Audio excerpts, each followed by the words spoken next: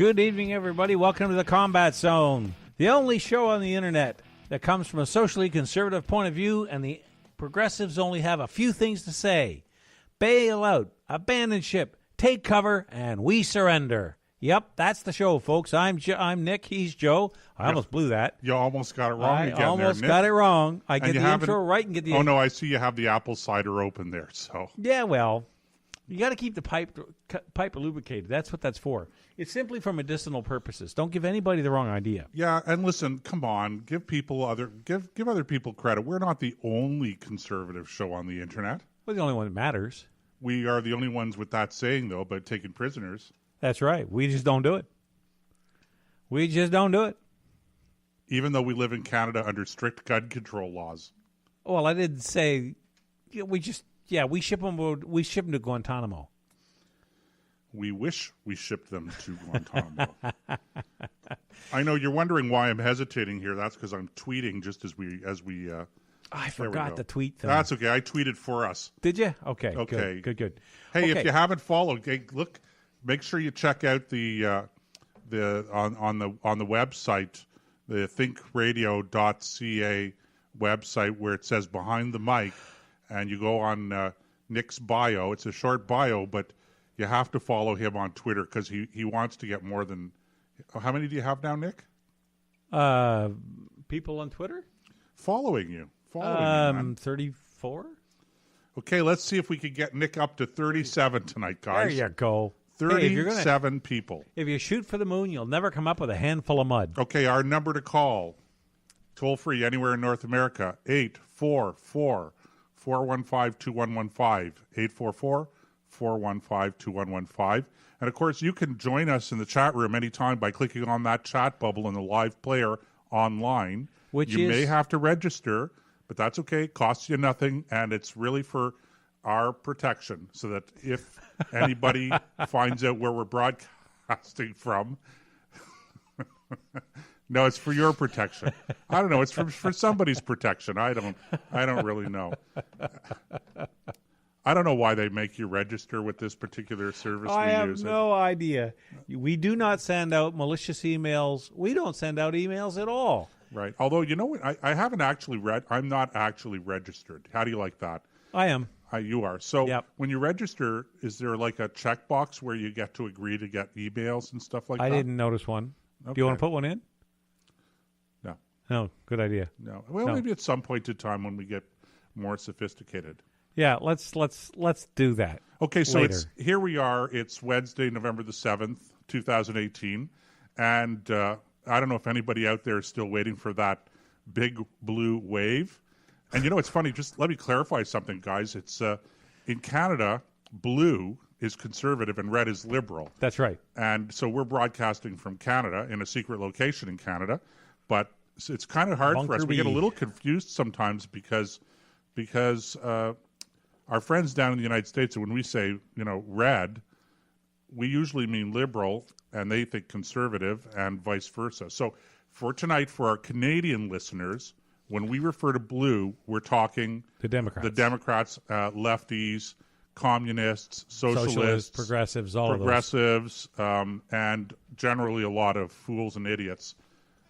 Okay, that was but really we don't insensitive. paint with too broad a brush I'm not now. usually that insensitive. I'm usually the moderate guy here. I don't know. Yeah, and I'm the straight guy. Nick's the guy there. Usually goes way overboard, and I have to rein him in. But well, as long as you've got the life ring and 100 feet of line, then I'm going to be okay. Just make sure you tie the line off to the rail so that you throw it to me. It's attached to the ship. Anyway, so we're all waiting for that. We were all waiting for that big blue wave, and I'm a little disappointed that the Democrats managed to win back the House of Representatives federally in the states. I was kind of hoping they wouldn't, and for a little while last night it looked like they wouldn't. Yeah. And I don't have a dog in the hunt, as I like to say. No horse in this race, right? So whether it's Democrat or Republican, it is what it is, and we're up here in Canada, so it has some effect on us, but not a huge effect.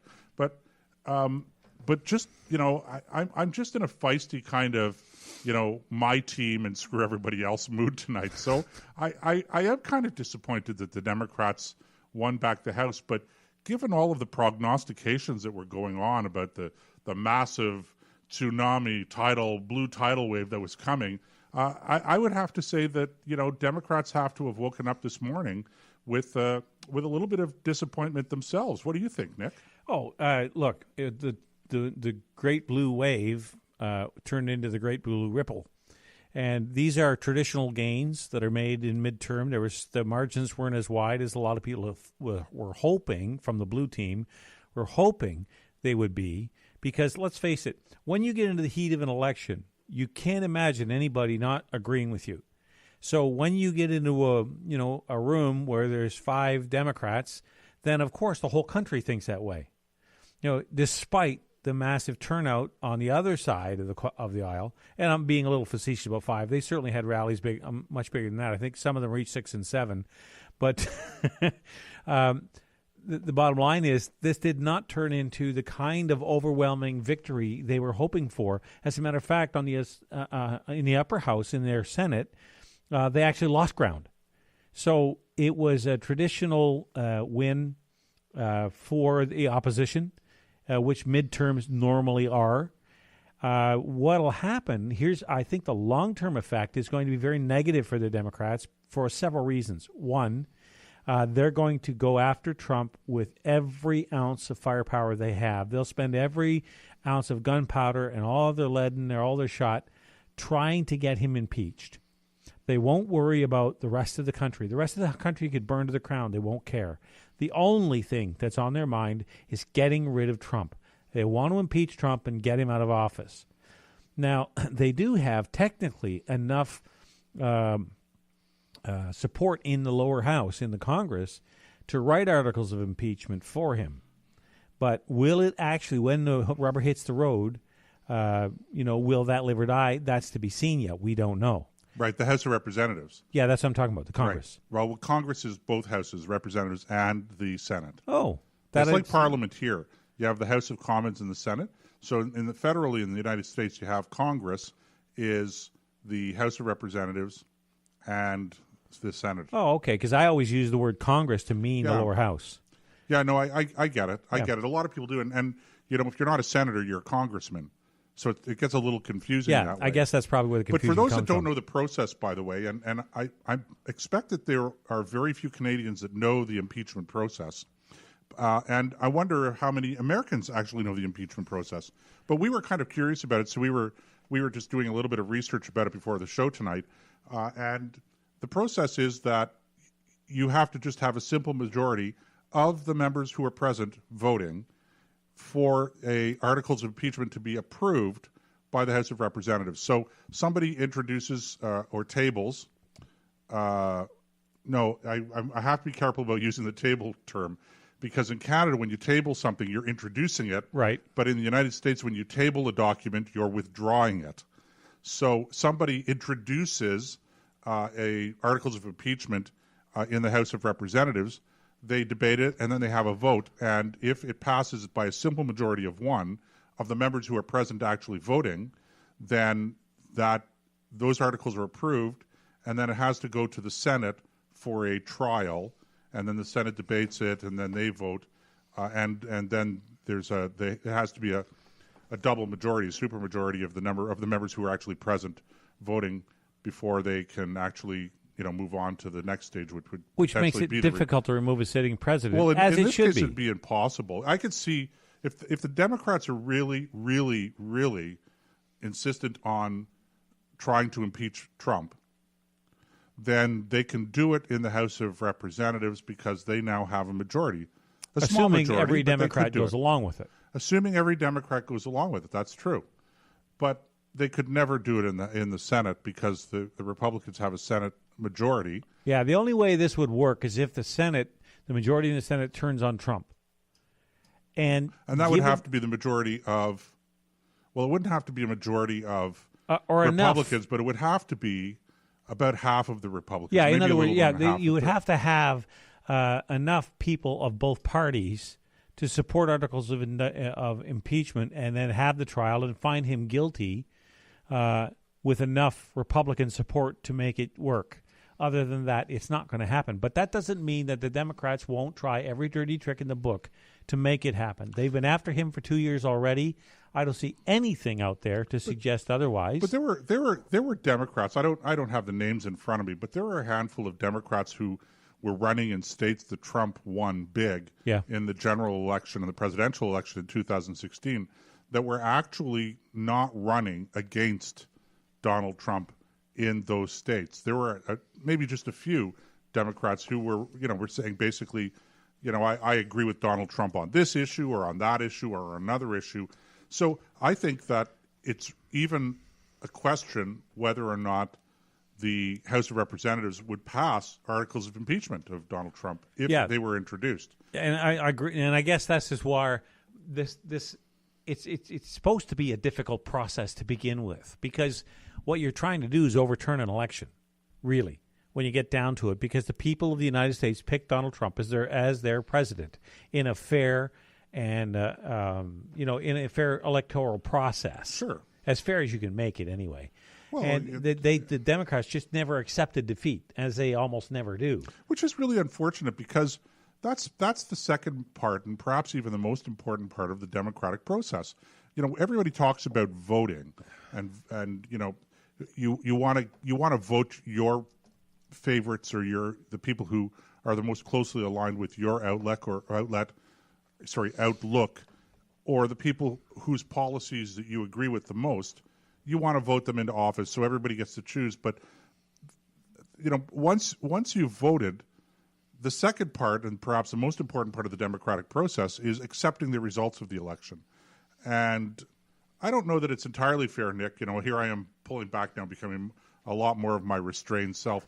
I don't know that it's entirely fair to say that the Democratic Party rejected the outcome of the election, but certainly a large swath of the lefty, socialist, communist, progressive. Well, let's say the left-wing leadership, be they political or otherwise.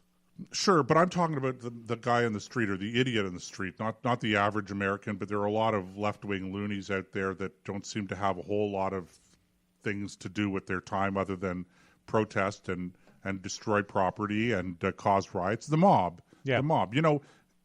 I was reading and listening to news reports about how people were criticizing Trump and Republicans in the last week or 2 weeks of the campaign for, quote-unquote, weaponizing the word mob.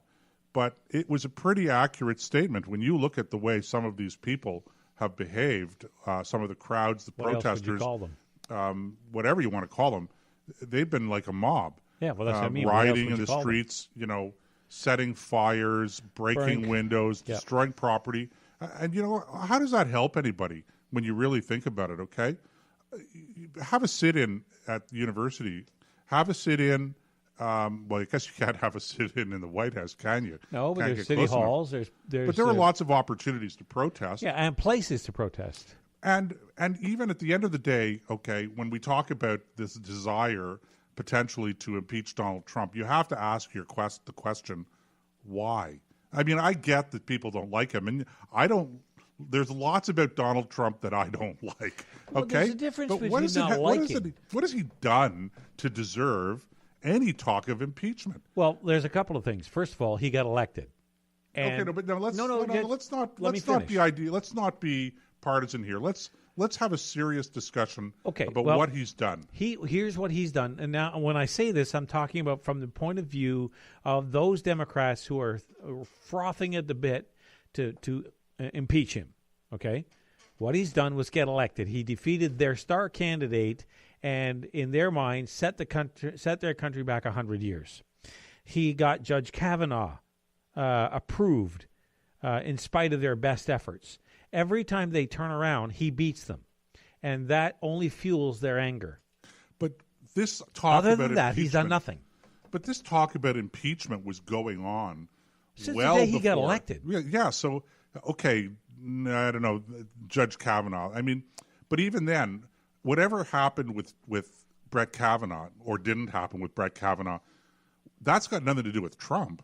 I mean, he was a Trump appointee. If Kavanaugh turned out to be the most evil, stumbling, bumbling, drunk, misogynist, child rapist that some people were Accusing him of. well, portraying him of at any rate. That's not on Trump. That's not grounds to impeach the president of the United States, okay? But that's not the way the Democrats think. You see, they think that he appointed Kavanaugh, Brett Kavanaugh, not because of his sterling record, but because when it comes down to it, and this, in my mind, it's all about abortion.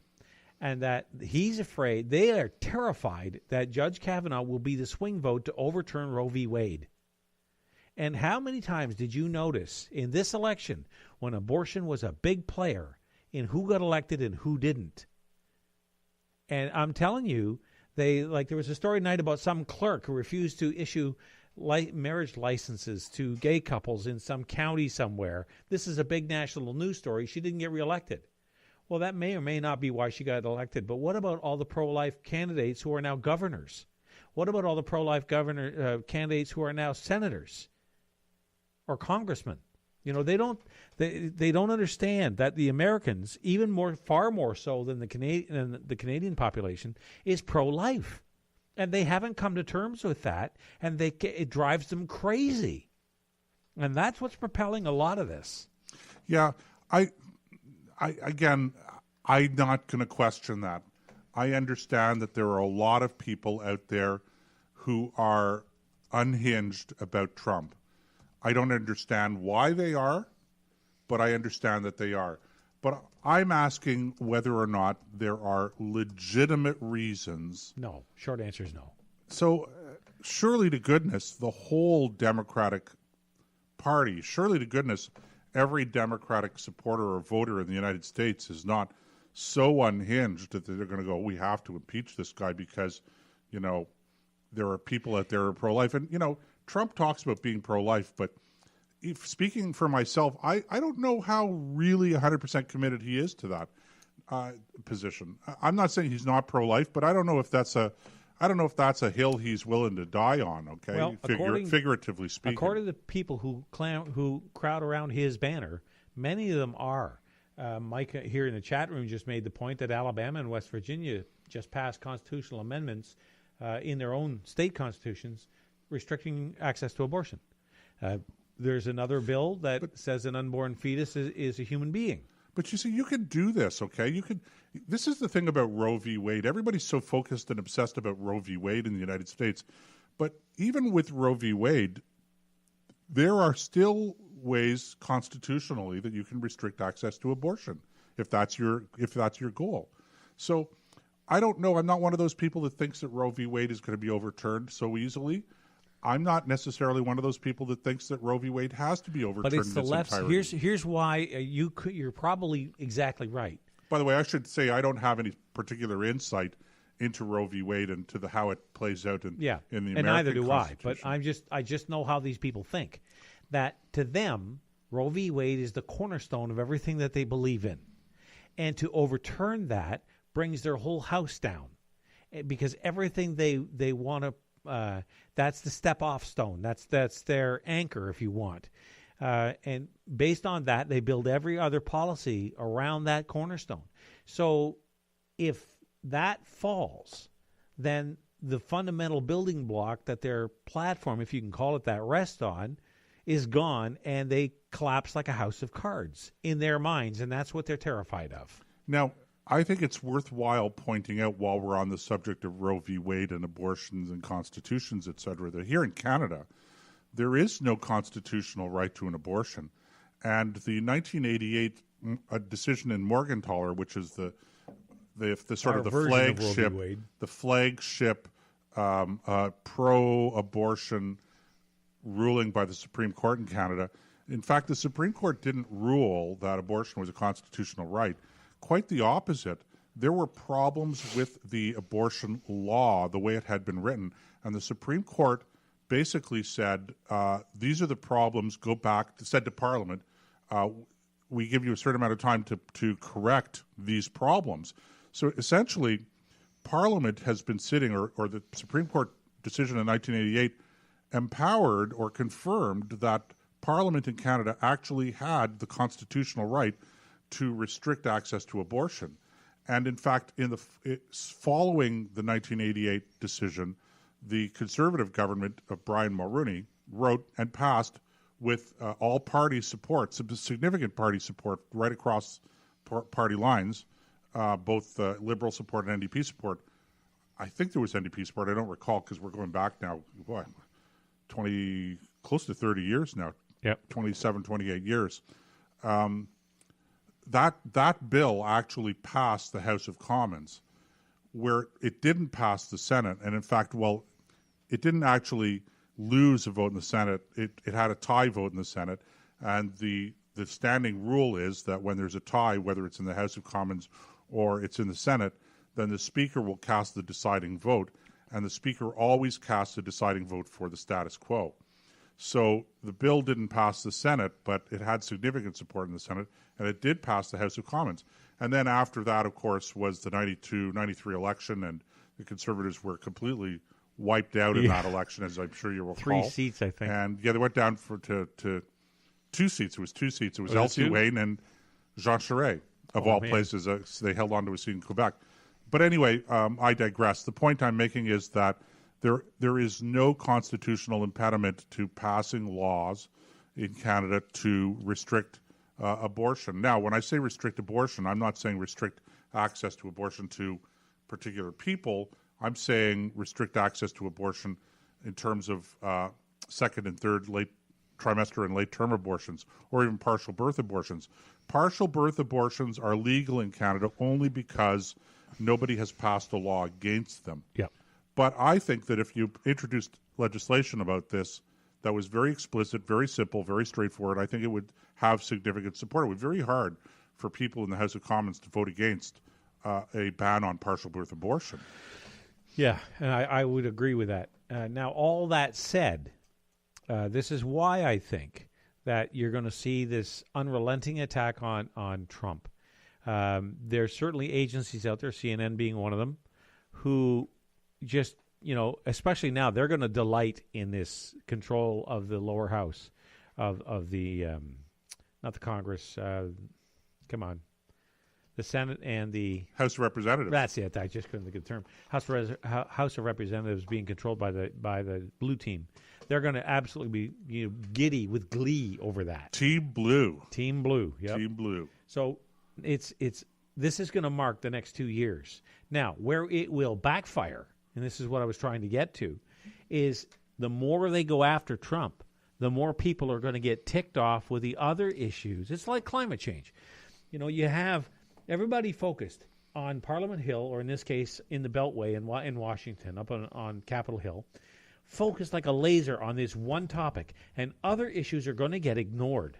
Other issues that matter to people. Now, whether you and I think they're socialist programs or tax relief or whatever it is, they're not going to pay attention to them. And when that happens, we have like climate change, the same thing. There's all kinds of different real environmental problems we need to deal with. Raw sewage on our water, boil water advisories on our reserves. You run down the list, okay, that are being ignored because everything is going into climate change. The same thing here. You have all this energy, all this money, all this political capital being poured into this one topic, and everything else is going to get, infrastructure is going to suffer, immigration is going to suffer, the military is going to suffer, all over the place. People are going to suffer because the Democrats will not be interested in doing anything but getting rid of Trump. And with that, that's going to set Trump up like a king on a throne when it comes to 2020 elections, because all he has to do is say, look at what got ignored. And he doesn't have to be bombastic to do it because everybody will know it. Well, that is a school of thought. I've heard some other commentators in the past couple of days talking about how perhaps the best thing that could happen to Donald Trump in the lead up to a 2020 presidential election is if what has happened had happened, and that would be the Democrats taking over the House of Representatives federally. So there it is. The other thing that's going to be a problem for the Democrats is Nancy Pelosi will now be the majority speaker in the House. That woman is 78 years old.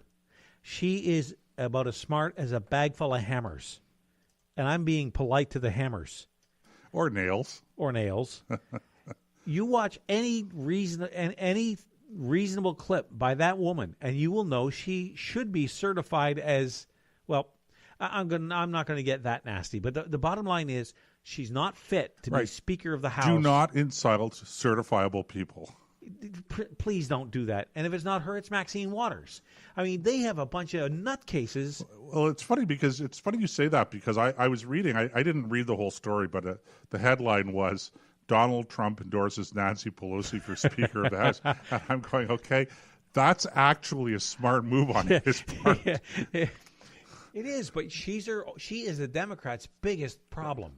Now, the thing to remember, and I have to say this to remind people, okay, and I'm not criticizing Donald Trump here, okay.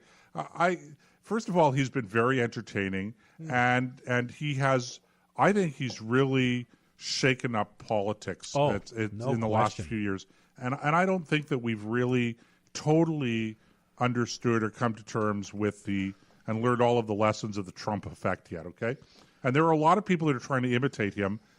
Both in the United States and in Canada, but they're not really being successful for a lot of reasons that I'm not even sure of. So I don't necessarily. Where am I going here with this, Nick? Help me out. Well, here's from my perspective, the Democrats' greatest success was to take over the House of Representatives.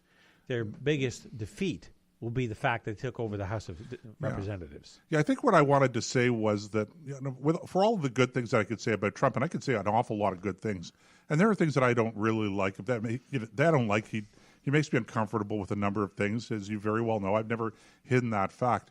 But the thing I really want to just say is that he himself is really not that conservative. Okay.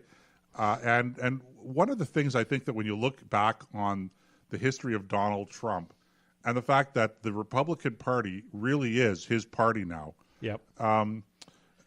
I think that conservatives, genuine philosophical conservatives, are going to look back at this period of time and they're going to go, wow, we really lost ground in terms of our influence over the Republican Party. Now, maybe I'm just blowing smoke here. I don't know, but I think it's interesting that someone who is more a populist, I think, than a conservative, and you see that sort of having an effect throughout Europe and here in Canada. Yeah. I don't know what that says about conservatism moving forward. I think it'll be very interesting to see that. Now, in his defense, what he's done is he's been quite brilliant at ensuring that he has conservative people, and he's implementing in certain areas, particularly in the judiciary, conservative judges. And I think, to a large degree, he can rely on his vice president to be sort of steering that ship. Process, yeah. But I think it'll be very, very, very interesting to see how all of this shakes out in the long term post Donald Trump. But we're not there yet. In the meantime, we've got another 6 years to go yet. Well, let's at least 2 and maybe 6. And my advice is, strap on your seatbelt. Okay, this is a roller coaster where you want to actually have a seatbelt. Yeah, I think you're right. Now, the other thing about all that is that when you think about I got it. When you think about this, it's going to provide our content for our show for a long time to come. Well, it's going to provide content for a lot of people's shows. I don't care about a lot of people's shows. I care about ours. But bottom line is, thank God for Donald Trump, because he has, as you put it, shaken politics up to its foundation, and it needed it. Okay, we're going to go for a break. That first half hour of the show went by really fast. We're going to go look for some recluse spiders. Yeah, and we'll probably have a thing or two still to say about Donald Trump and the elections moving forward. But right now, we're going to take a break.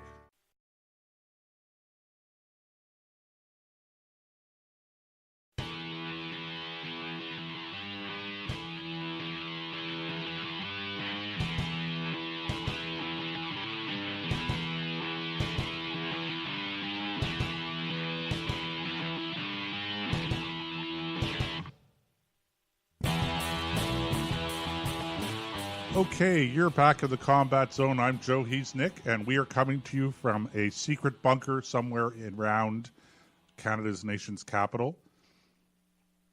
That's us. Yep. That's No us. doubt about it.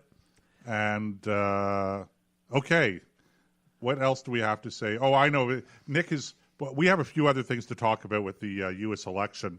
Our number to call, by the way, in case you're listening online, you want to join in the conversation, toll-free anywhere in North America, 844-415-2115, 844-415-2115, or join us in the chat room. You're listening live online. Click on that chat bubble in the player and register if you aren't registered. Otherwise, you'll just sign in and you'll go right into our chat room. And we've been having some lively debates. And so far, the debate in the chat room, Nick, has stayed focused on the topic at hand. So far, we haven't veered off into Phoenix. Yeah. There's a show we have to do a show on Phoenix, we just do. all We do. on our own. Speaking of governments and Canadian government specifically. Nick has just been salivating for this one. So let's I heard get this. Okay, I want to read to you from Wikipedia, okay? The range lies roughly south of a line from southeastern Nebraska through southern Iowa, Illinois, Indiana to southwestern Ohio in the southern states. It is native from central Texas to western Georgia and north into Kentucky. Okay, we're talking here about... I'll get to that. You'll get to that, okay. Despite rumors to the contrary, it has not established itself in California or anywhere else outside its native range. Okay, so what am I talking about? The brown recluse spider, okay? I found this in 15 seconds. With a map that looks kind of like a lemon in the middle of the central United States about its range. Because last week, here in Canada, in the nation's capital, the greatest country on earth, somebody thought they saw, and I would defy them to tell me anything about a brown recluse, other than that its bite can be nasty and sometimes need medical attention, okay? Our brown recluse spider. Yeah, we get lots of spiders in our house at this time of the year, Nick. Yeah, of course. And I got to tell you that all of them are brown and look pretty reclusive to me. Well, fair enough, but it's not the brown recluse. I get it. It's a common brown spider. And, they're not just rare around Ottawa. They're virtually non-existent. Let's not forget that Ottawa is the second, on average, coldest capital in the world. There is like 1 in 1,000 chance this thing was actually a brown recluse, and if it was, somebody must have brought it because, as I just mentioned, now Wikipedia normally is a questionable source, but in cases like this, I'm not too worried about the accuracy. We're not talking about something like climate change. We're talking about a spider.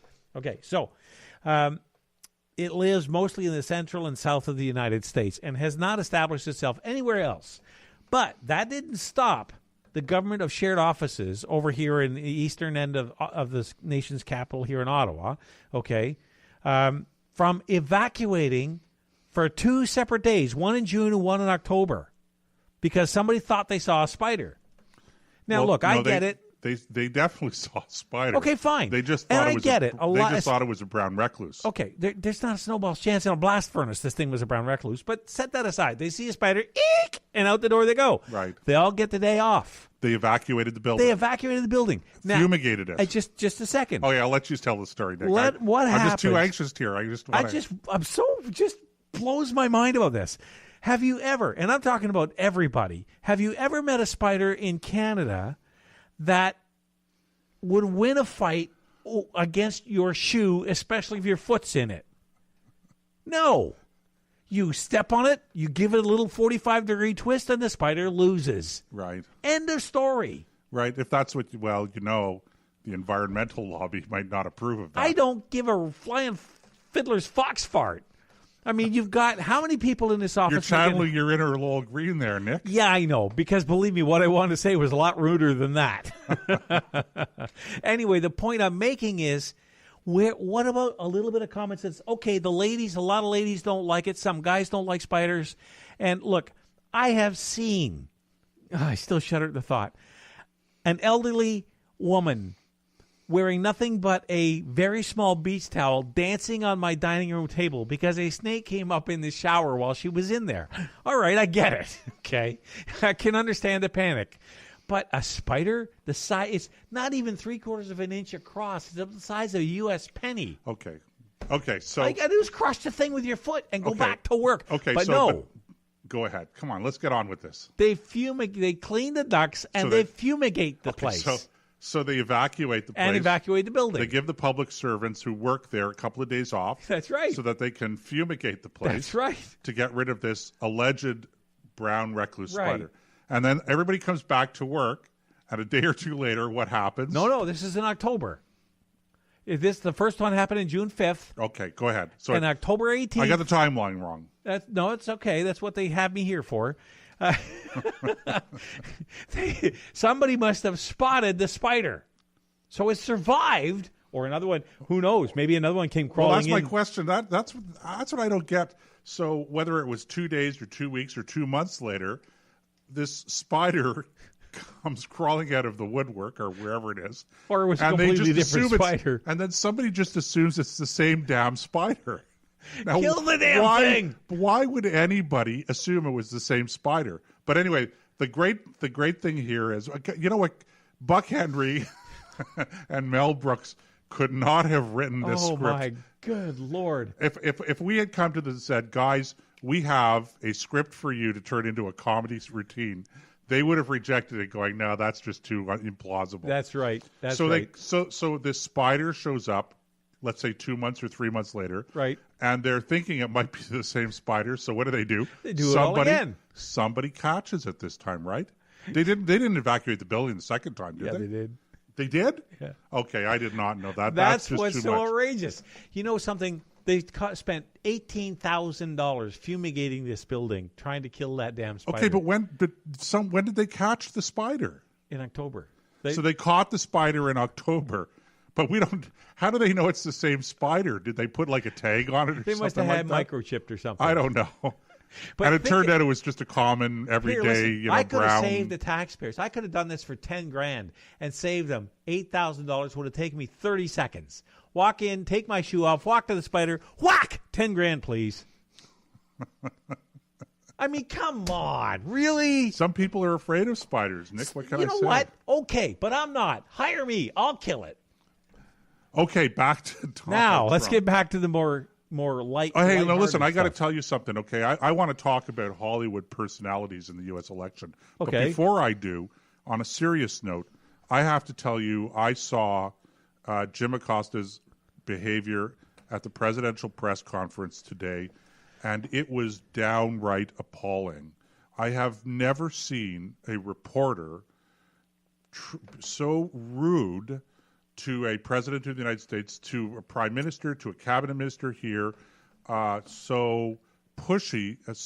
And I've watched a couple of press conferences where he just totally hogs the limelight, and he won't let other people, poor Sarah Sanders is trying to go on to let other people ask questions as well, and he keeps interrupting. And I see Mike just sent us a message in the chat room saying that Jim Acosta's press credentials have been suspended for the White House press corps. Now, before all of you anti-Trumpians go crazy about Donald Trump, let me tell you how the press corps works, both in the United States with the president's with the White House, and here in Canada with the Parliamentary Press Gallery. The Prime Minister and the President and the administrations, the government does not decide who gets credentialed and who does not. There may be some security issues that have to be addressed by the government, but who gets the press credentials and who doesn't is the press association. There's a White House press association. There's a press gallery here in Canada, Parliamentary Press Gallery, and they have their own association. They have their own rules, their own, and they are the ones that decide who gets credentialed. So if his credentials have been suspended, they were not suspended by the White House. They were suspended by his colleagues in the White House Press Association. They probably got fed up with him. And that wouldn't hogging. surprise me. Yeah. What he did today was awful. It got to the point where somebody basically had to go, and a young female aide had to go and try to take the mic away from him because he wasn't letting any of the other reporters ask questions.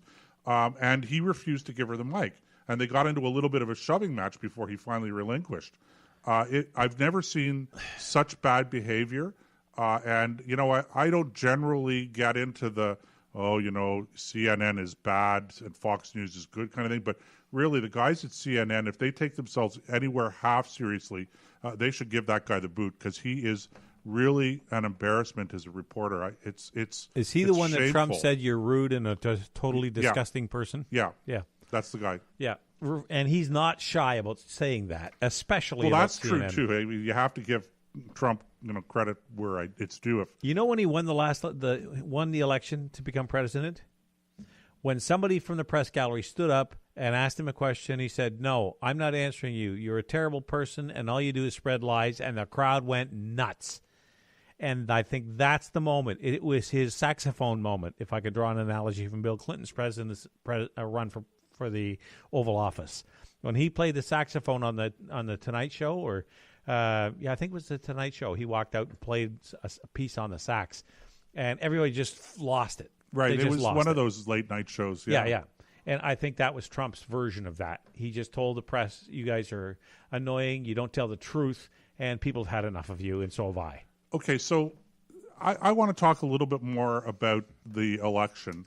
And what I find really interesting is, as you know, in the run-up to this election, there were a lot of celebrity endorsements of Democrat That's true. There was candidates Oprah for Winfrey office. and people like that. Oprah Winfrey, Beyonce, Taylor Swift, and a number of other celebrities. So what I found really interesting, Nick, is I was looking online today to see how the candidates who got celebrity endorsements did.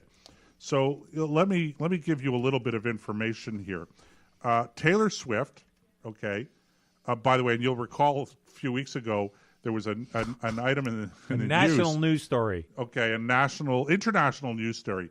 Taylor Swift, and I'm paraphrasing, but the quote was something like, "Taylor Swift finally breaks her silence on the election," or whatever it was. And she endorsed a candidate for governor in Tennessee, Phil Bredesen. And by the way, Phil Bredesen lost to the incumbent Republican governor, Marsha Blackburn. So Taylor Swift, unfortunately, didn't help much there. Dave Chappelle was campaigning for, I guess, his friend, Ben Jealous, and Jealous lost in the governor's race in Maryland. Oprah Winfrey and Will Ferrell, and Oprah Winfrey is just, she's a goddess. She's not just a star; she's a gigastar. She's a mega gigastar, and I don't mean that in the gag sense. Okay, Will Ferrell. Well, I don't know. Maybe they canceled one another out. Will Ferrell and Oprah Winfrey were endorsing, and not just endorsing, appearing for Stacey Abrams in Georgia for governor. And I don't know if they've called the election for her opponent, the Republican governor in Georgia. But my understanding is that here we are about 24 hours later, and I don't think she's conceded yet because the margin of victory is too small. I can just imagine her in her celebratory hall, hers and one balloon. "I'm not giving up. I'm not giving in. I will not concede." And everybody else has gone home. Yeah. I don't know what Oprah's going to be doing about that. So LeBron James, the basketball star, and Beyonce were supporting Beto O'Rourke in Texas, who went down to defeat against Senator Ted Cruz. Rihanna and Sean Diddy Combs were amongst the celebrities supporting Democratic Florida gubernatorial candidate Andrew Gillum. He lost. The Fader, I'm just looking at this on an online news report on Fox, posted on Fox News. Let's give them credit where credit is due. The Fader, which is a music and pop culture magazine, published a list of the 10 most important celebrity endorsements for the 2018 midterms. Okay, that was on Monday. And of those 10 endorsements that were deemed the most important, only 2 were victorious. Rapper Meek Mill's candidate, Democratic Pennsylvania gubernatorial candidate Tom Wolfe, and rapper T.I.'s choice of Ayanna Pressley, who was acclaimed because she was running out of posts. So what? So out So the of bottom 10, line here is, if I'm a political consultant, and I am, I'm telling my clients in the United States, skip the celebrity endorsements and just talk to the real people on the ground. I guess Taylor Swift is a good singer. She's got a following, nice no voice. question about it. Yep. But I, for one, was not waiting with bated breath to hear her political point for of view. when she would finally break her silence on the gubernatorial race in Tennessee. Yep. That was just hilarious because when you first read those to me, I couldn't believe, you would think they get 2 or 3. No, they only got one that mattered. The other one was acclaimed. Why would you even endorse somebody who has no opponent? And speaking of things that we just don't understand, Nick. Yeah.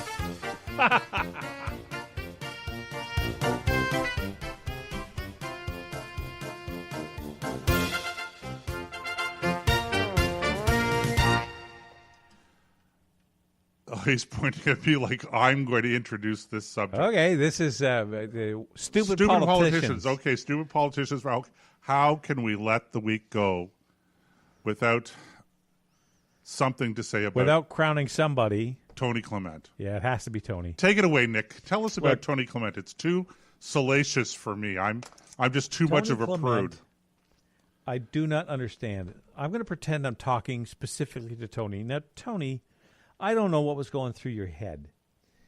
And the idea that you would engage in this behavior of taking sexually explicit pictures of yourself, videos of yourself, and send them off to someone you thought was a woman who consented just blows my mind.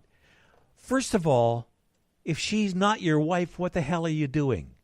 Why would you, if she was your wife, why would you do that? Wait till you get home. That's what bedrooms are for. Okay, don't engage in that. First of all, you have, yeah, exactly. I can just imagine, my eyes, I can't unsee that. Anyway, the whole point is, this is so blatantly, there's no other word for this, but stupid. You're a political, you have a high-profile shadow cabinet post. You've been a member of a minister before in a former government. You ran for the leadership for the current job, and you get involved in this, in sexting and sending these disgusting pictures and videos. Allegedly. No, well, okay, fine. Okay. You always resign over allegedly, don't you? Okay, so give me a break. So a couple of things on this. First of all, 3 things, okay? First of all, okay, guys, learn the lesson from Anthony Weiner, okay? What did you say, You're Anthony get who? Caught. Anthony Weiner, Congressman Weiner in the United States. Okay, because that who got caught once, and then after going for treatment, did it again. And he's actually in jail now, by the way. So good for Pete's sakes, Tony. I don't know what to say, man, really. But, okay, so two other things. The first thing is, he's demoted out of the shadow cabinet, and he's still a member of caucus, even though he's done this, and everybody knows he's done it. And then today, so this was yesterday, but today they've removed him from caucus. Why? Because it turns out that he's done this more than once. Now, I have to ask, okay, Andrew Scheer, really, guys, in the Conservative caucus, really? He did it, and you're not going to remove him from caucus, but he did it twice. So, okay, that's just too much. So murdering somebody once. Line. Murdering somebody once is okay, but don't do it twice. Well, something you like did? that. I mean, You're holy gone. cow, really? Come on, guys. But here's the thing that really puzzles me, Nick, okay? And I see this again and again and again. It reminds me of a book by Theodore Dalrymple. Theodore Dalrymple wrote a number of books. That's his pen name, by the way. And he was a psychiatrist treating patients in the British prison system. And he likes to joke around about a lot of these guys, how they commit the most heinous crimes, and they'd admit like they knew they did them, but they just couldn't get to the point where they said it was their responsibility. And the quote that I love the most is when he's talking about this guy, one guy who stabbed his wife, talking about how they were having an argument before he knew it, the knife went in.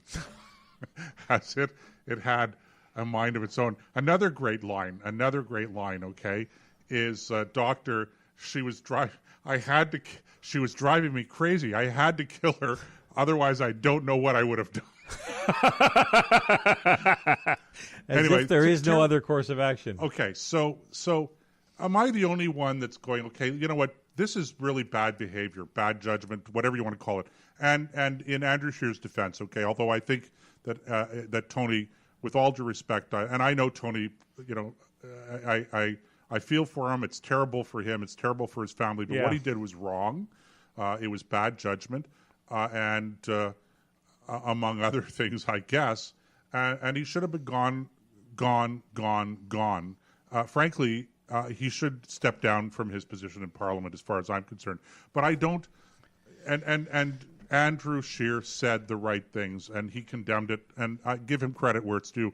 Although I just don't understand why you didn't ask him to leave caucus the first time, and why did he have to wait till the second day when you found it had happened again?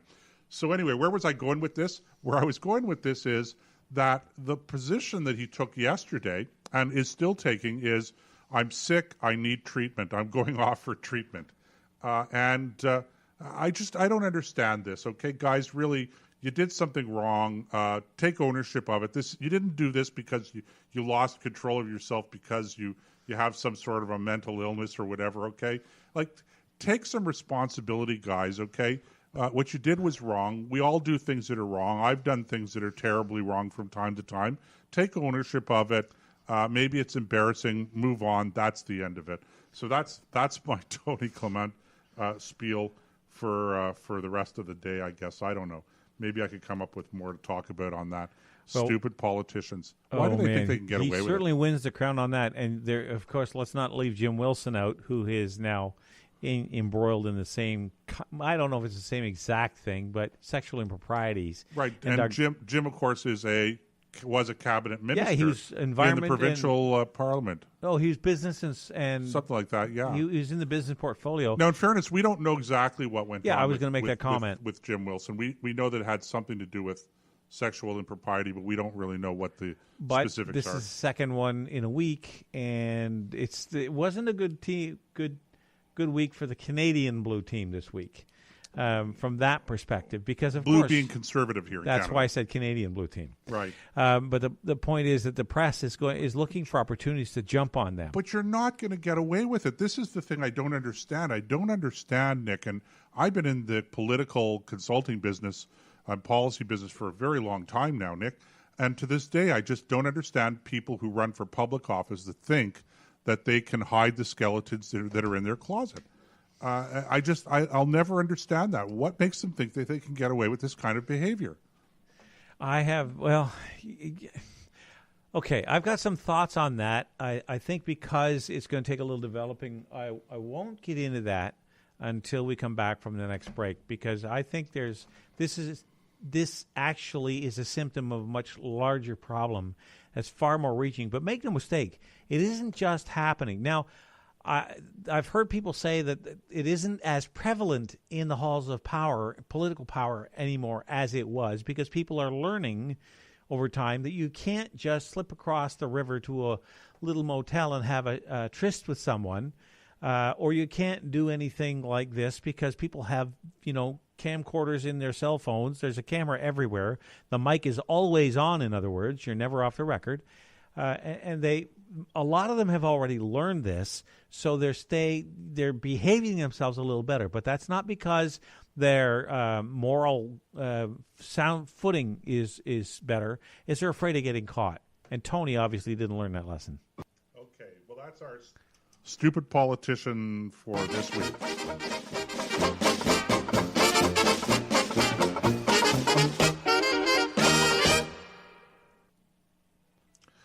Okay, Nick, that's going to bring us into the top of the hour break. I think we so need a I break. think with that, I think we all need to have a little bit of a rest.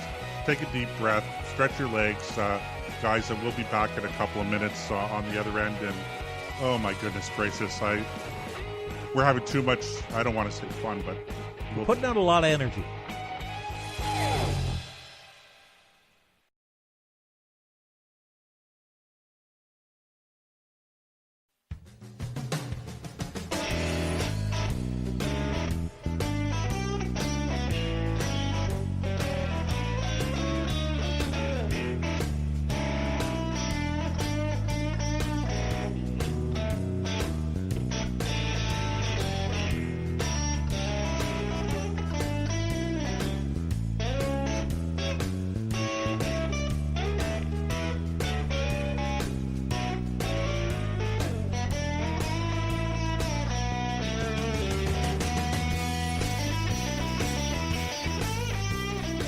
All right, welcome back to the Combat Zone, folks. I'm Nick, he's Joe, and this is the place where the enemy knows only four things: bail out, abandon ship, take cover, and surrender. And we don't take prisoners very often. Okay, yeah, and I just want to remind everybody, guys, that this is a family-friendly show, more or less. So, I mean, we couldn't help but get into this topic, but, okay, let's keep the comments family-friendly, guys. Keep the comments family-friendly. Now, not that they haven't been family-friendly, but I get the impression that we are just starting to stray perilously close to the line. Perilously close to the line. Well, I'm going to walk that line a little bit.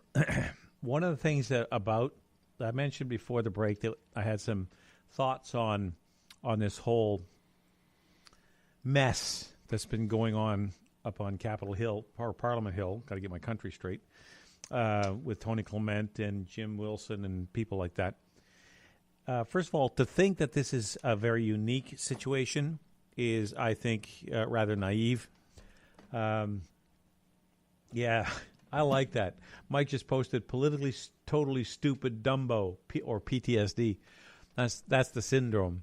Anyway, one of the reasons I think it's happening is because our culture is so saturated with sexual content that it almost becomes second nature, that people don't understand that we have created, or don't see the downside to creating a culture where sex is nothing but recreation, where it's just fun and games and nobody gets hurt. I think that's a very narrow, blind, and dangerous attitude, because obviously a lot of people get hurt. Look at the damage done by the Ashley Madison leak. How many tens of thousands of people had lives uprooted, destroyed, and just completely ruined because, they were dabbling in areas that they shouldn't have been dabbling in. And it's not sexual relations between a man and a woman are meant to be intimate and private. And when you violate that most basic trust, there are consequences. Nothing happens in a vacuum. So when these people go from the private citizen to the public citizen, it's hard sometimes to turn that switch off because it's so ingrained in our culture. And I think that's one of the great, if you want to talk about the decline of a culture, I think that's one of the symptoms of it, where you have people who don't understand that there's some things you just cannot do. This is one of them. Now, in times earlier, they didn't have the kinds of media communications, instant communications we have today. All we're really seeing here is just where we have the ability to transmit this kind of stuff in an instant without giving it much thought. It's not like, let's take the Marquis de Sade, the sadist who in France in the 1700s delighted in whipping women and then writing about it. Okay? Those books took, whether you liked them or not, it's not the point. But was he a real person? Yeah, he was. I never knew that. Yeah, the Marquis de Sade was very much a real person, very sick man. But the point was, it took him years to write those books, and then even more years for them to spread and to be widely read. They were popular long after he was gone. So today, that happens in an instant. So in other words, there's no time for reflection. There's no time before you drop that letter in the mailbox to think about, is this a good idea or not, and what are the consequences? Well, not even a letter in the mailbox before you click on send. Well, no, that's my point. That's your point. Is because we click on send so fast, right? Like when you're doing email, you write up an email and click, it's gone. Right. Right? But if you're doing it and it contains sexual content to somebody you think you know, you click send because it's a habit, and then you sit there thinking, was that smart? Only to find out she really isn't she. She's some guy called Igor in Russia who's now going to blackmail you for tens of thousands of dollars, or he's going to expose you, which is a common scam. This is the kind of thing that we have allowed ourselves to be trapped by. And until people recognize this problem and learn to start saying no to every base desire they have and start asserting some self-control, it's going to continue and might even get worse.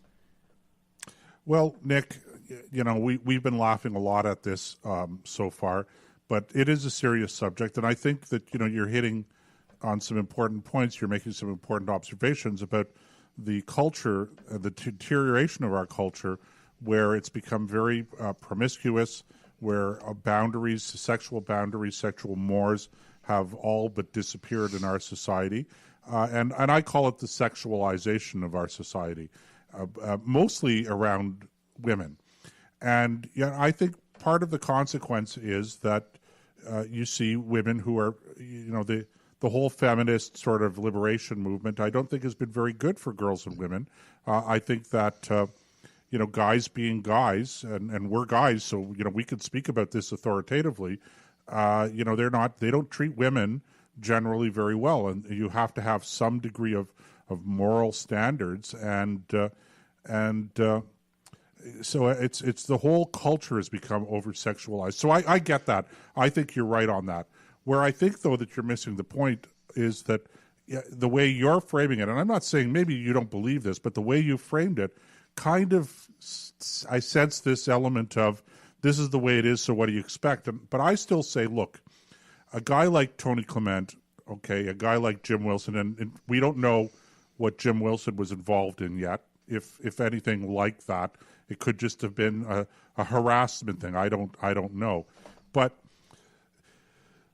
look, these guys have to be responsible for their behavior. And I guess what I don't get, see, that what you've just outlined is plausible.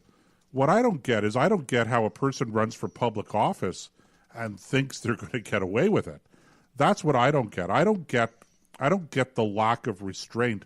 I don't get how it is that your publicity, your exposure to the public, no pun intended, doesn't have some kind of a restraining influence on you. And I've seen this time and time again. And this is an area of surprise and astonishment to me, where I see, politicians, they want to get into the public eye, they run for public office, and not only do they have skeletons in their closet, and I always tell people, if you have skeletons in your closet, get them out right away. I'm still waiting for the politician to take my advice, and when they decide to run for office, Trump did. They have their skeleton in the closet press conference where they just throw everything open and say, look, guys, I don't know whether you're going to discover this or not, but here it is. I'm going to lay it all out, and then there's nothing more to discover, okay? I think that would be a brilliant thing. Nobody's ever taken my advice on it. But you have skeletons in your closet, you're going to be found out. But it's not just the skeletons in the closet. It's the skeletons that you keep on putting in the closet after you've been elected to public office. That I do not get. Well, and I always tell these guys, you know what? There is once you're in the public eye, there is no such thing as privacy. You may achieve it, but you can't assume you're going to achieve it. And there's no such thing as off the record. No such thing. Well, one of the things about Donald Trump was the fact that not only did he not have a problem with people knowing what his skeletons were, he was proud of them. And it's part of the problem they've been having with him. They have nothing to hang over his head. Has he had affairs with women in the past? Yes. Has he had, whatever the skeleton is, They were out there. He had more money than pretty much anybody else around him. He had drop dead gorgeous women around him. He had all kinds of, like, he didn't want for anything. There was nothing you could bribe him or manipulate him with, and that's what made him so hard to deal with, because most people do not have that. Most people don't have the self-confidence to not to worry about that. I mean, it's not like you can trap him in an adulterous relationship with a pretty woman. He's got all the pretty women he'd ever want. Okay, so what the heck is one more? You can't bribe him with money. He's got a lot more than you could ever bribe him with. So all these things came out, and he didn't care. It didn't bother him, and it didn't bother anybody else in the electorate, certainly not enough to disqualify him. But in today's society... Yeah, but wait, that says something right there, by the way. I know it does. I'm not saying it's a good thing, okay. But I'm just saying he, in essence, did what you said needed to be done. He was an open book. No, you didn't have to worry about whether Trump had scandals, his bankruptcies, his different things like that. They were all out there on the table.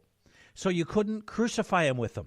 It's when people don't take that advice and they close up and they hope nobody ever peeks under that rock, that's when it comes back to bite them. And even when they do that, you're right. They should walk up to a podium and say, yes, that happened.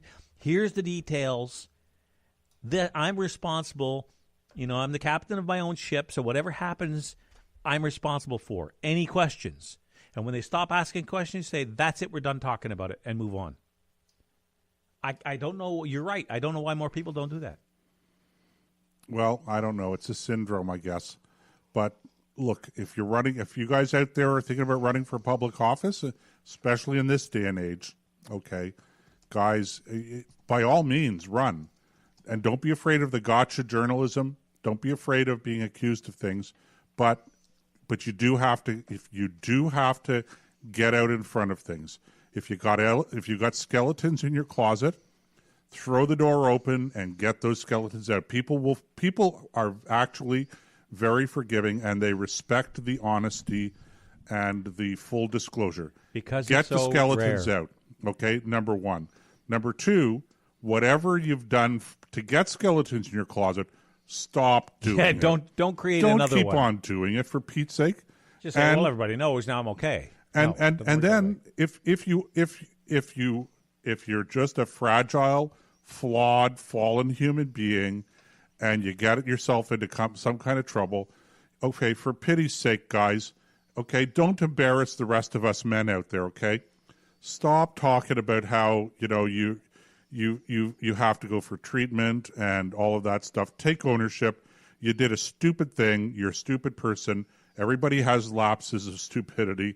Okay, just take responsibility for it and knock off this treatment thing. There are genuinely ill people out there who need treatment.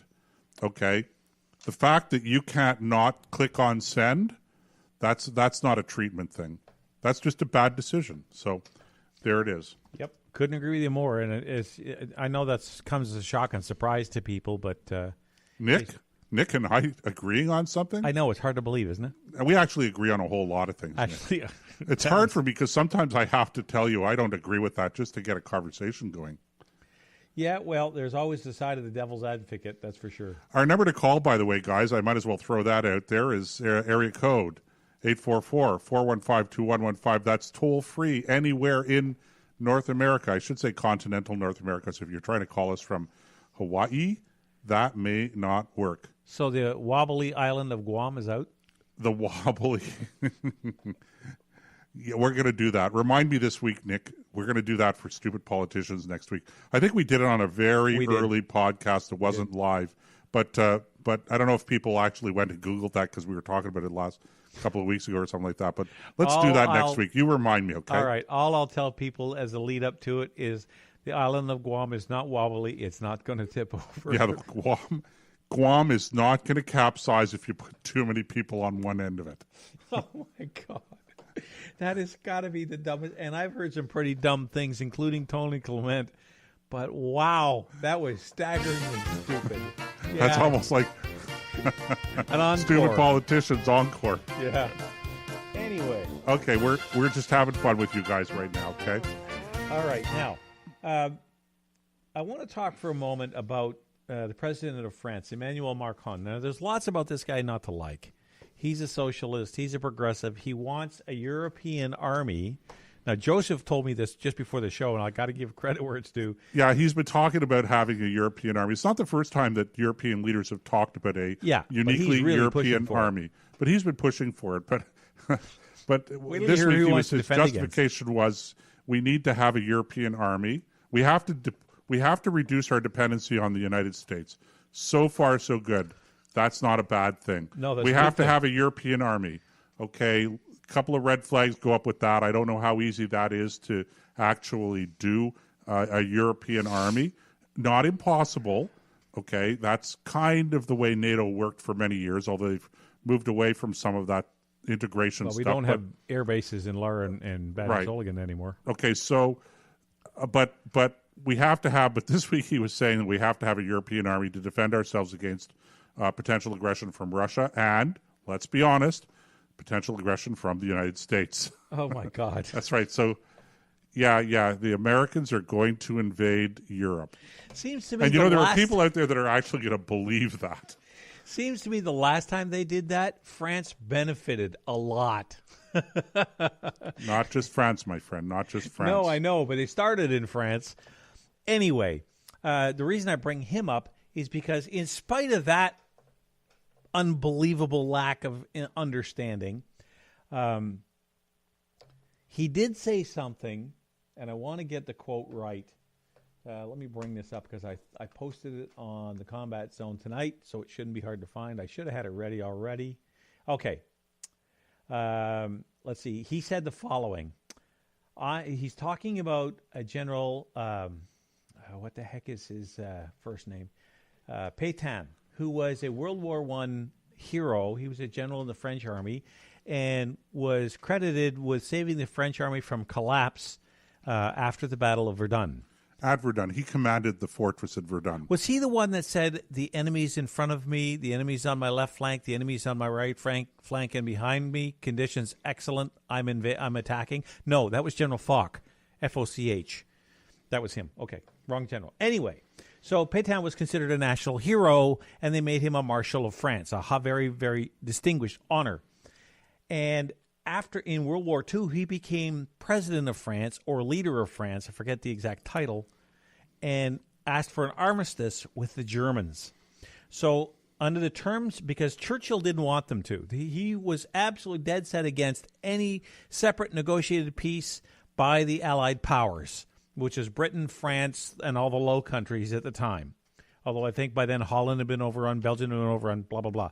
So basically Britain and France, they were fighting side by side against the Nazis, and Britain was determined to fight on no matter what happened on the continent. And Pétain became the head of the French government, sued for peace with the Germans. The Germans said, okay, fine, you take the southeast corner of France and set up a government. And that government became what's known as the Pétain government, Vichy. but the Vichy French. Because it was the government, the seat of government in Vichy, France, was in Vichy, which is a small city in France. I never knew why they picked That's that why name. it came from, yeah. Okay, so Vichy France was under control of Pétain, and he collaborated with the Germans. He was a traitor in World War II. Largely. And they condemned him to death after the war by hanging, but commuted the sentence to life. Okay, and he died in 1951. He was a very old man. He died at 95 in prison. Right, he was quite old when he became president of France. Now, all that to say that Emmanuel Macron, current president of France, has said that he wants to honor Pétain as a national hero in World War I. And I think we should have this attitude about our history as well. Here's what he said. I'm not forgiving anything, but I'm not going to erase anything from our history, stressing that Pétain was complicit in grave crimes. Yes, he was. But that doesn't take away from what he did in World War I. And when you transport that across the ocean to Canada, and you look at MacDonald and Lord Cornwallis, and there were two or three major figures in our history that have been either removed from the public space or, the desire, like I know Lord Cornwallis was taken down out of Halifax. The statue of Sir John A. Macdonald out in front of the Victoria City Hall was either defaced or removed and put in storage or something like that. So there's an attack on these kinds because they weren't perfect. They had marks on it. But I think this idea about I am not forgiving anything, but I'm not going to erase anything from our history is the same kind of attitude that we should have. Right. And I agree with you generally on the principle. But in this case, I have to say that I think I'm more sympathetic in this case to the people who are saying that Pétain should not be honored without taking away the historical fact that he was the leader of the French army at Verdun, and in that respect was a hero of France at that time. I think that you have to remember that he didn't just betray France, but he also was personally responsible for signing orders for deportation of Jews and other people who ended up going to the death camps in Germany. I could be easily swayed on the point of Pétain. Right. It's the attitude that I'm after. I understand. It's not a bad attitude that the president of France right now is displaying, which is really weird because after all he thinks that he has to have an army to defend himself against invasion from the Americans. But let's just set that little mental tick aside for a moment. I think it's a good, healthy attitude, and certainly nothing that any historical figures in Canada or in the United States, because remember, people talking about getting rid of statues of Robert E. Lee, for pity's sake, because he was the leader of the Confederate Army. Okay, I just these guys have never done anything as bad, as egregious. Yep. As egregious. That's the right word I was looking for. As Marshal Pétain did when he was the leader of Vichy France. So I understand the angst that this has provoked in France, and I think that on balance, I would have to say that while I agree with what you're saying in principle, in this specific case, I would come down on the side of those people who are saying, do not honor this man. What he did later on in life was deeply dishonorable and criminal, and I think that you can say that. I think that you can honor the soldiers. And this is the other thing I want to say honestly, okay? As important as Marshal Pétain was, or General Pétain at the time in Verdun, let's not lose sight of the fact that it was the rank-and-file average poilu, the soldier on the ground, who won that battle. Yeah, fair enough. And, he couldn't have done it without him. So honor the soldiers. He was the leader of that particular army at the time, but he didn't win the battle. Okay, it was a siege. They survived the siege, and it's the average soldier in the trenches that suffered. Perhaps General Pétain himself suffered as well. I frankly don't know enough about the details of that particular battle. In his case, it was more about supporting them morally and restoring their courage than it was actual leadership on the front. Fair enough. Okay, fair enough. But I think that you can accomplish I think you could be loyal to the principles that the president of France has outlined in terms of being honest and what's the word I'm looking for? Loyal, if you will, to the history. Without honoring this particular individual. Yeah, by name. Like I said, I could be swayed on Pétain because, let's face it, he did commit one of the greatest acts of treason France has ever seen. And it would be very much like if you want to run some other country's parallel, Adolf Hitler won the Iron Cross during World War I. Does that mean they should honor him as a World War I hero, even though he was one of the greatest tyrants in history? No, of course not. And they would. No, and that's my point. Yeah. So that's what I mean. I could be swayed on Pétain, but Right. It was the president's attitude about not erasing history that I think was the important attitude, and that's what I would like to see emulated here in Canada. I frankly don't have a dog in the fight with Pétain. I just know what he did, and I know what he was responsible for. And you're right about signing. He put into practice his own laws about collecting Jews and sending them off to death camps, and other undesirables that he thought were a threat to his state. Right. So, and as an amateur historian, and I know you know quite a bit about this period of time as well, Churchill and the British were essentially begging Pétain and his government to leave metropolitan France, go to North Africa, and fight and set up a government in exile, as all of the other countries that had been overrun by National Socialist Germany. Let's emphasize the socialist part of that. National Socialist Germany. Yes. The government of Holland, Denmark, Holland, Belgium. The Queen of Holland, in fact, came over to Canada, lived in Ottawa over the had a baby here in the hospital. So the Dutch government, the Belgian government, the Czech government, the Polish government, the Austrians didn't set up a government in exile, but that was a different case altogether. Yeah. So all of these countries set up governments in exile rather than collaborating. Norway did as well, absolutely. Sure, Denmark did as well. And so why not France?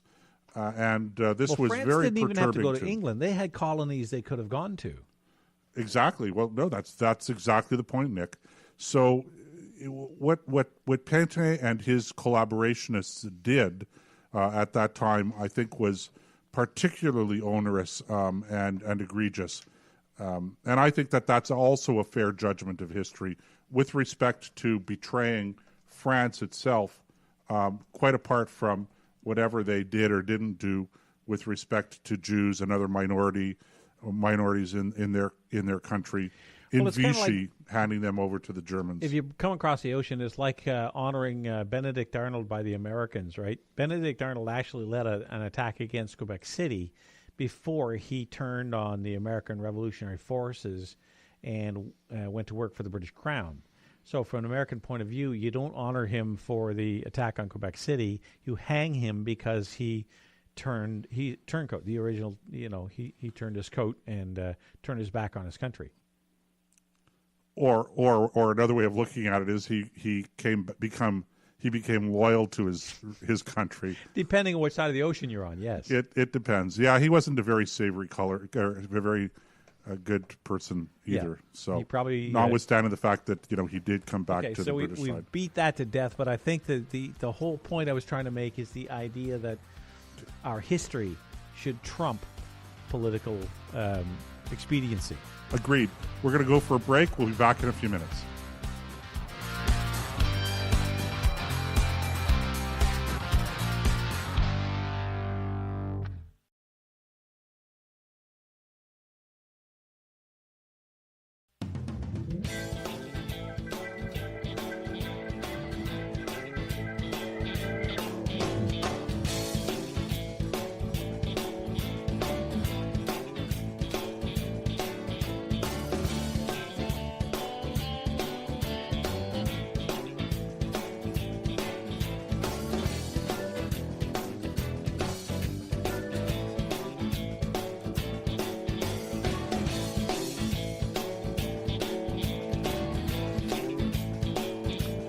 Okay, we are back in the combat zone. I'm Joe, he's Nick, and you are in the home stretch.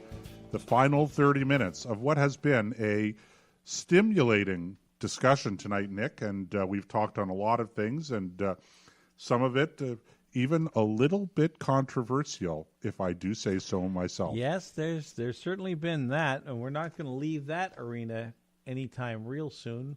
I wanted to just brush over this story because I think it kind of hints at this. I kind of call this the snake eating its own tail story because it's political correctness doing the same thing.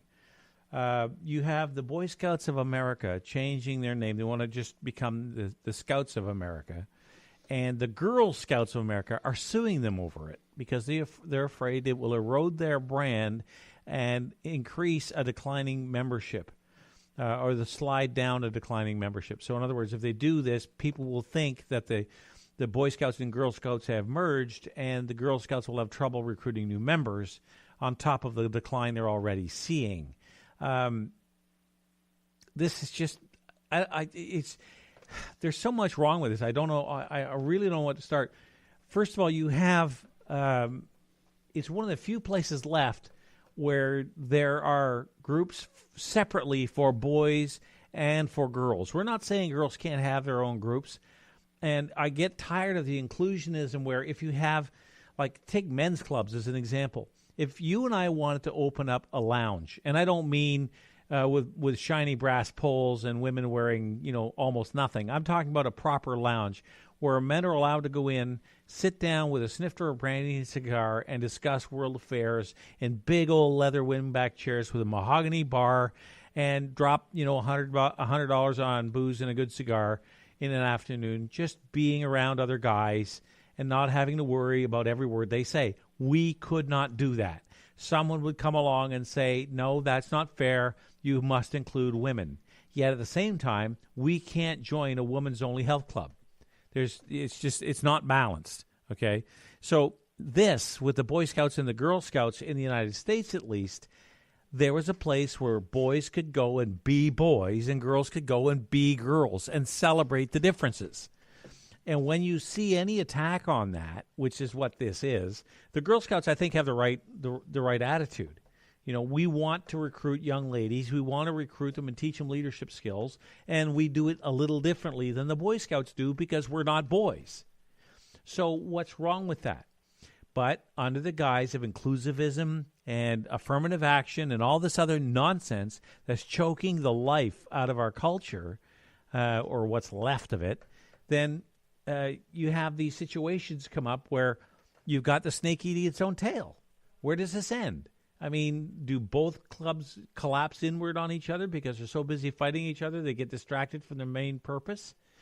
Well, this is a really big issue, and it touches on a lot of things well beyond just the Boy Scouts and the Girl Scouts and what they call themselves. And I don't really think we've I don't think. Yeah, I mean, what you're talking about is a real issue, but it only just scratches the surface, Nick. And if I could delve into it a little deeper, a while ago, you and I talked about a case in Toronto where a woman at a shelter was filing a human rights complaint against the shelter because she had been abused by a guy, and she went to the shelter, and then some guy who identifies, and here I am doing my air quotation mark, yeah, that's right, as a woman, even though he anatomically was a guy, never had a sex change operation, wasn't transitioning to the best of my knowledge, was not under therapy, whatever. He just simply identified as a woman and decided he wanted to check into the shelter as well for whatever reason. And they decided, the people who were running the shelter decided that they had to take him, and they put him in a room with this other woman. And she was quite upset about it. And when she complained, she was told that, in fact, she was breaking the law by referring to this person who identified as a woman as a man. And so I don't know what the disposition of that particular case is, but the reason I bring it up is twofold. Number one, because it's an illustration of how crazy this whole thing has gotten about inclusivity and gender roles and all of this stuff. But I also bring it up because this week I was reading a very similar case in a town in Alaska where the case was almost identical, where it was a women's shelter and some guy came in and he wanted to be placed in the shelter. And he thought he was entitled to be in the shelter because he, quote unquote, identified as a woman. I don't know what the response is to this, Nick. Very few times in my life do I find myself at a complete loss as to how to respond to this, except to say it's madness. There is no basis for any of this in science. People banter around, they kick around this term science so loosely. All you have to do is say scientific, and people automatically assume that it's scientific, but it's really not. And it's a shame the things that are going on out there in the name of inclusiveness and inclusivity. Well, I think first of all, to answer your question about the shelter in Alaska, the answer is simple. No, you don't. Get the hell out. As you know, I identify as woman. No, you don't. Get the hell out, because you're not a woman. And okay, but then you end up getting into court and you get all this stuff. That's the first reaction I have. Okay, because I'm tired of people trying to force nonsense through as their rights, because they always want their rights, but they never want the responsibilities. You know, and here we are talking about Tony Clement and all of this stuff, and and you go to yourself, at some point in time, you have to ask yourself, how sick is Tony Clement when the rest of society is arguably just as sick, if not more sick? Well, it is. We do get the politicians we deserve. That is for sure. Going back to Mr. Clement, but at some point, somebody somewhere has to make a stand. And again, I know I bring him up a lot, but it seems the only person who has the courage to stand up and say, no, you don't, get the hell out, is Jordan Peterson. Now, I think he's going to give rise to a lot of other people doing the same thing, but that is a slow rising tide. You've got to change millions of minds. You have to alter a culture in order for that to start to happen and stick, and to get it into the courts and get judges in there who understand that mentality. It's going to take a long time, because nowhere else do I see that kind of mentality actually bearing fruit and taking root, if I can use that agrarian image. So at some point, you have to point out the emperor has no clothes, that no matter how absurd it is, that somebody has to say, enough, stop. We can't keep going on this way. And if it ends up in court, then so be it. Now, where I don't think we're at yet is if somebody were to do that, have enough people who would open their wallet, pull out a $10 bill, and fund a GoFundMe program to fund their court case and see it through the courts and start to turn this trend around, because that's what it's going to take. Because you're right. If I were a director of that place and he walked in, I'd throw him out on his ass. Bottom. I would just toss him out the door, because I'm not going to put everybody else in jeopardy just because somebody thinks they can get a free night's sleep in with a bunch of women they don't know. It's just not going to happen. Yeah, the funny thing is that this guy in Toronto apparently had a beard and, chest hair and the works, right? And you go, okay, yeah, no. That's my point. No, you don't identify as a woman. Get out. And if you don't get out, I'll call the police because you're giving us trouble. But again, then you have the whole problem of whose side do the police take. So sooner or later, you've got to start bailing out the lifeboat, because if you don't, you're all going to sink and drown. And that's what's happening. So it's a simplistic answer. It's a naive answer, perhaps, but somebody somewhere has got to take a stand, has got to stand up and say, I will not tolerate this any further, even if I have to go to jail to demonstrate it. Nick, we're starting to run out of time tonight, and we have to talk about this lady in Pakistan that was charged with blasphemy, which I take it is still a crime. It's not just a crime, it's a capital offense. In Pakistan. Yes. So why don't you talk a little bit about this and let our listeners know about this. If you haven't caught it in the news, it's a story about a lady called Asia Bibi. Asia as in A-S-I-A, B-I-B-I. She was a Christian working in Pakistan on a farm or something along that line, and there was a dispute over whether or not she could drink from a fountain from a common water source. And in that dispute that arose, she was accused of blaspheming Allah or Muhammad. In other words, she insulted the prophet. So she was charged with blasphemy. All of this over a cup of water. So anyway, she was arrested in 2010. In 2010, I think it was 2010. I might not have the dates exactly right, but she was arrested. 2 years later, charged. She was convicted of blasphemy and sentenced to death by hanging. Now, everybody who stepped up to take on her side there was a a member of the Islamic government who stepped up and said, no, this is crazy, and then was executed by his bodyguard, shot 27 times by an assault rifle. There was a Catholic working in the government who stood up for her, and he was killed, and now the church is looking into whether or not he should be beatified as a saint and canonized as a martyr. Every time somebody tried to help this woman, they ended up costing their lives. One judge on their Supreme Court said, I recuse myself of this case, probably fearing for his life. But in a supreme act of courage, and I'm paraphrasing from the article itself, the Supreme Court of Pakistan overturned her conviction, which is unheard of, and said, no, there's no merit to this case. It's nonsense. But now they have a problem.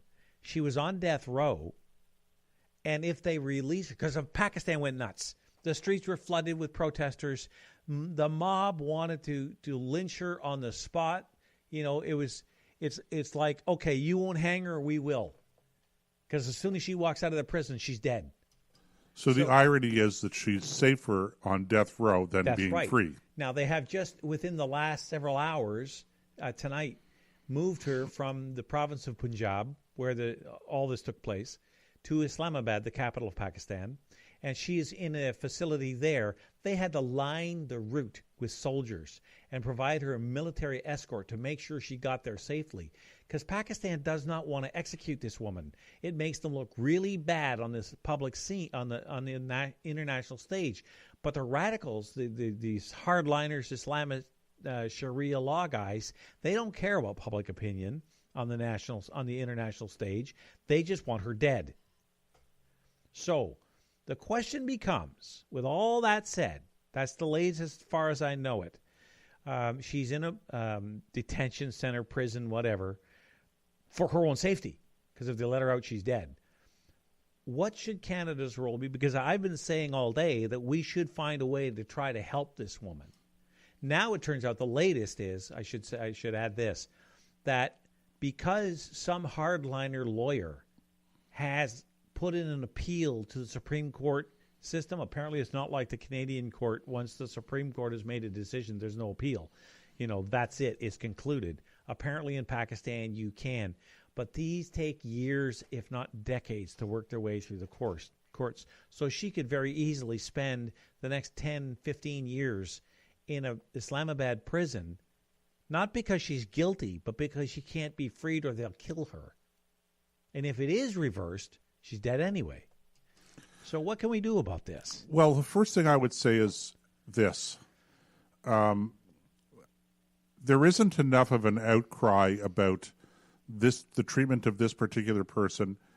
And oddly, I would say that that's because she's a Christian and not a Muslim. And for whatever reason, the world has a double standard when it comes to Christians.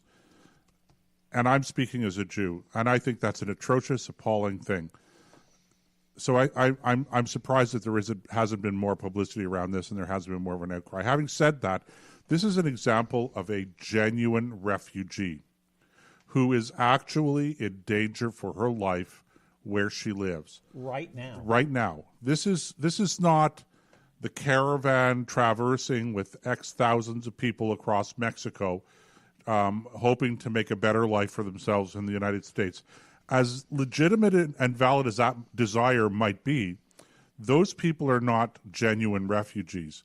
This person in Pakistan, this woman in Pakistan, is a genuine candidate for refugee status. And if I'm running the government of Canada, I'm on the phone to the Prime Minister of Pakistan, and I'm saying, you guard her, you take her to the airport, we will supply the military plane, a C-130, or just a private jet, okay? We'll get her out. We will fly her to Canada. We will give her refugee status right now. I think that is I think that would be absolutely the right thing to do, and I wish that our government would do it, and maybe they will. My understanding is that there have been I'm hearing that there have been some discussions between the government of Canada and the government of Pakistan. Well, the real rub about this. This goes back to our good friend Omar Khadr and how they greeted him with open arms and couldn't wait to get him back and did everything they could to get him back. and the man was a convicted terrorist. This is and he was in jail in the United States. Yeah. There was no danger there. He was not in mortal fear of his life. No. He was in mortal fear of getting too fat. He came out of prison heavier than he went They in. moved heaven and earth to get him out of the American prison and into Canada. And that, with that as a backdrop, you look at this case and say, if they could do that for him, I'm not suggesting drop in by parachute JTF2, although I have no doubt these guys would, if anybody on the planet could do that, it's these guys. But I'm not suggesting we go that route. But I think your suggestion is probably the most practical and fastest one, so that the Pakistani government could go, oh, phew, we can get her out of our hair. Because that's all they really want. They just want her gone. Well, if you could get her from one detention center to another, surely you can get her to the airport. We'll send a plane over. We'll wait for her on the tarmac. Drive up to the plane, put her on the plane, fly out. That's the end of it. End of story. She's welcome here in Canada. This is a genuine refugee, and we should be doing everything that we can to save her life. And it's no less risky than what she faces now. I would say it's far less risky. How do you know what the mentality is of the guards who are keeping watch over her? Right. How do you know one of them is not a hardliner? How do you know they don't go in there, slit her throat in her sleep? There's so many question marks about this. You just don't know. And this is the kind of thing that Canada should be doing. If you want to make a real mark on the international stage, one that actually means something, this is the time, this is the place. We have turned our back, and you're right about Christians. Look at the Coptic Christians in the Middle East. In Egypt, particularly. In Egypt, yes. Look at the how many of the refugees that came from Syria are Christian compared to the ones that are Muslim, because there was a large Christian contingent that wouldn't go into the refugee camps because they were afraid for their lives because of the other refugees, what they would do to them. The second group is the one that's in mortal danger, and yet we imported, I think, 1% were Christians. Yeah, I don't know what the numbers are, Nick, but I feel very confident in saying that the religion that is the most persecuted religion in the world today are Christians. That's the religious group that is the most persecuted in sheer numbers in the world today, and it's Christians that are subjected to the most violent persecution as well in the world today. Jews, yes, for sure, that's an ongoing thing, but there aren't a lot of Jews in the world ultimately. There are a lot of Christians, and there are a lot of countries where Jews don't live, that Christians are subjected to terrible persecution and repression. In Egypt, where 9 children were beheaded because they refused to renounce their faith. I know it was in a country like that. I'm using Egypt because I think that's the one. It was in a church, and they were told either convert or die, and they chose to die rather than convert. I'm going to give credit where it's due here. The Egyptian government does not turn a blind eye to anti-Christian activity much, and I don't know the incident that you're describing. It would surprise me if that occurred in Egypt, and if it did, the government, the authorities, would certainly take action to find the perpetrators of that crime and bring them to justice. But there are countries in the world that are vehemently anti-Christian that will, if the government itself doesn't take that kind of action, then, Pakistan is a perfect example, where they still have blasphemy laws if you blaspheme against the alleged prophet, Muhammad. And I'm sorry, I don't mean that disrespectfully, but I'm Jewish. He is not a prophet. And it irritates me to no end when I hear people say, the prophet Muhammad, the prophet Muhammad. Well, okay, how about the prophet Moses? How about the Messiah, Jesus Christ? I mean, I don't believe he was the Messiah, but if you're going to constantly refer to the prophet Muhammad, as I hear him referred to over and over and over again in the secular media, I go, okay, no. I mean, unless you honestly think he was the prophet, if you really think he was a prophet, then by all means refer to him as the prophet Muhammad. But if you don't believe that, I'm getting myself into a lot of trouble here, Nick. Yeah, I just let you dig the hole. Okay, just dig that hole, right? Honestly, if If you believe he's a prophet, refer to him as the prophet. If you don't believe he's a prophet, then for pity's sake, stop referring to him as the prophet. And I don't think that certainly isn't meant to be disrespectful, and I don't think it should be interpreted as disrespectful.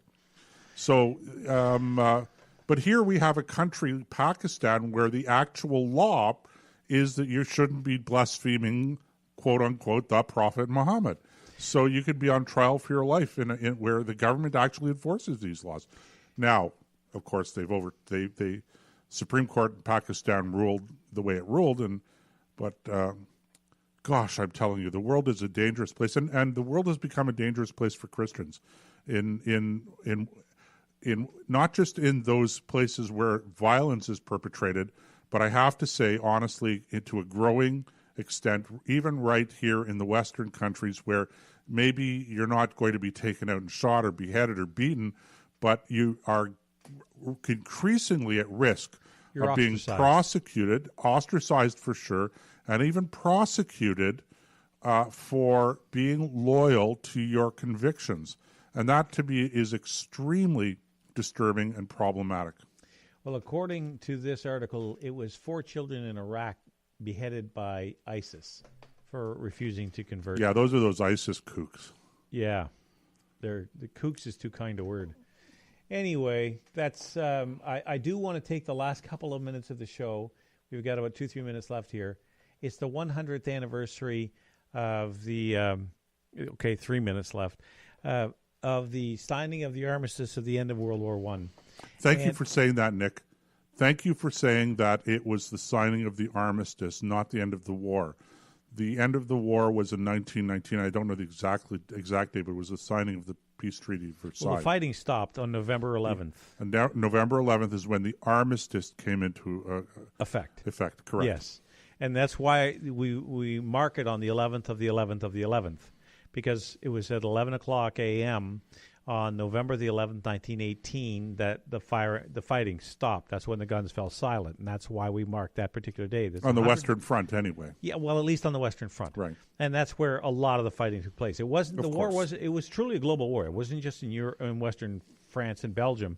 It went all the way down into the Middle East. No, for years it was November 11th was commemorated as Armistice Day. Right.